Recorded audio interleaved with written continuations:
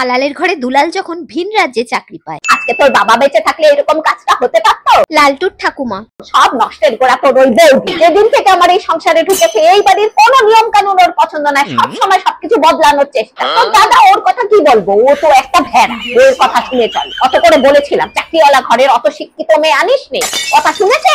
আমি বলি ওর কোন অভাবটা হয়েছে, কোন জিনিসের অভাব হয়েছে? ওইটুকু বাচ্চা ছেলেটাকে বাইরে চাকরি করতে পাঠাচ্ছে। বাপ দাদার এত বড় ব্যবসা থাকতে কে যায় বাইরে কাজ করতে? আচ্ছা তুমি বলো তো আমার ভুলটা কোথায়?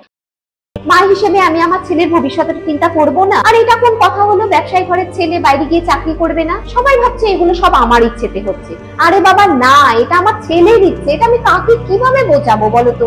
কেউ বুঝতে চাইছে না। বৌদিকে বললে তো বুঝবে না, দাদাকে বলবো, দাদা যদি বৌদিকে বোঝায়। কোনো লাভ নেই, তোর সামনে খুব বুঝবে, বোর সামনে গেলেই ভেজাবে। তুমি বলো তাহলে। আমার মাথা খারাপ নাকি? ওর সাথে কথা বলতে যাবো, আমার কোনো কথা শুনেছে আজ অব্দি? একটা কথা বোঝাতে যাবো 100টা জ্ঞান দিয়ে দেবে আমার। শিক্ষিত মেয়ে এত পেঁচিয়ে কথা বলে আমি তো কিছু বুঝি না, সব মাথার উপর দিয়ে উঠে। কি করবো বুঝতে পারছি না। ওই তোর পিসিমণির কথাই একটু শোনে মানে কি ভয় পায়? যা দরজাল তোর পিসিমণি।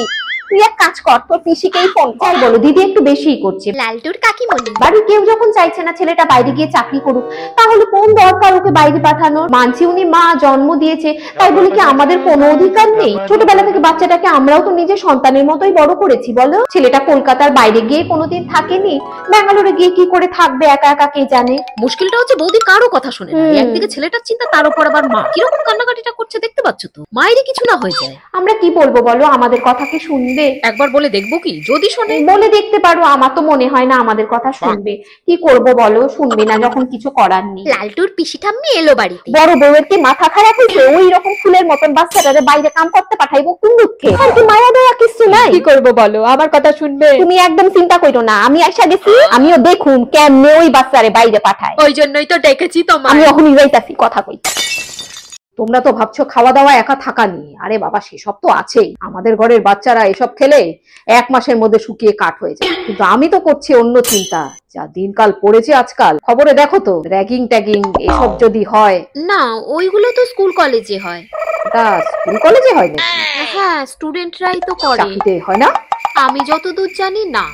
না হলেই ভালো। কি বৌমা, শুনলাম তুমি নাকি দাদু ভাইরে কামের লিগা বাইরে পাঠাইতেছো? আরে পিসিমণি, আপনি কখন এলেন? এই আইলাম। আমি পাঠাচ্ছি কথাটা ভুল। আইটিতে চাকরি পেয়েছে তাই যাচ্ছে। ওর বাপের কি এত টাকার অভাব হইছে এখন পোলায় যাইয়া টিকিট চেক করবো? মানে আবার কি, ওই তো ওই চাকরি তো, ওই ট্রেনে ট্রেনে টিকিট দেখা বেড়ায়। পিসিমণি, আমি টিটি বলিনি, আইটি বলেছি। সে তোমার আইটি হোক টিটি হোক বিটি হোক আমার দেখার দরকার নাই। কথা হইল গিয়া এই বংশের পোলাপান বাইরে গিয়া কাম করবো না, সেটা আপনি ডিসাইড করতে পারেন না পিসিমণি। এই যে আপনি বললেন এই বংশের পোলাপান, তো এই বংশেরটা এই বংশতেই চিন্তা করতে। আপনি বরং আপনার বংশেরটা চিন্তা করুন। আজ অব্দি এত অপমান আমার জীবনে কেউ করে না। তুমি যেটা কইলা বৌমা, তুমি ঠিক কইলা না। দাদু ভাই আমার একটা দিন নিরামিষ খেতে পারে না, দুধে ঘিয়ে মাছ মাংসে বড় হয়েছে। তো জানি মা, এখন কি করা যাবে বলো? ওর বাবা মাই যদি না বুঝে, আমরা বুঝে কি করব? ছেলের কষ্ট কোনোদিন বোঝেনি, ছোটবেলা থেকে একটা জিনিস দিয়েছে ছেলেকে, বই কেনো, পড়তে বসো, পড়াশোনা করো, এই তো করেছে। ছেলেটার যত জেদ শখ আহ্লাদ সব আমরা পূরণ করেছি, তার জন্য কম কথা শুনিয়েছে আমাদেরকে। বাচ্চাদের নাকি জিনিস দেওয়া যায় না, বেশি জিনিস দিলে বাচ্চারা খারাপ হয়ে যায়। আমরা তো আর ছেলে মেয়ে মানুষ করিনি, আমাদের আছে তাই আমরা দিতে পারি। আমার হাতে চাউমিন খেতে কত ভালোবাসতো, চাউমিন বানানেই বলতো কাকিমণি বাদামটা একটু বেশি করে দাও। এখন কি বলবে? ও কি শুধু আমার নাতি? তোর বাবাই তো ফিরে এসেছে, দেখিস না চেহারা লক্ষণ লক্ষণ সব এক। বাচ্চাটা কি খাইবো, কেমনে থাকবো, আমরা ভাইবা কি করু? ওর মায়েরই কোনো চিন্তা নাই। আমার শুধু একটাই চিন্তা, ছেলেটা বাজে কোনো লোকের খপ্পরে না।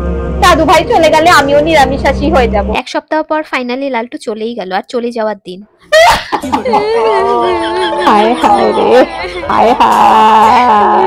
খাসির মাংস কিরকম করে খাবো?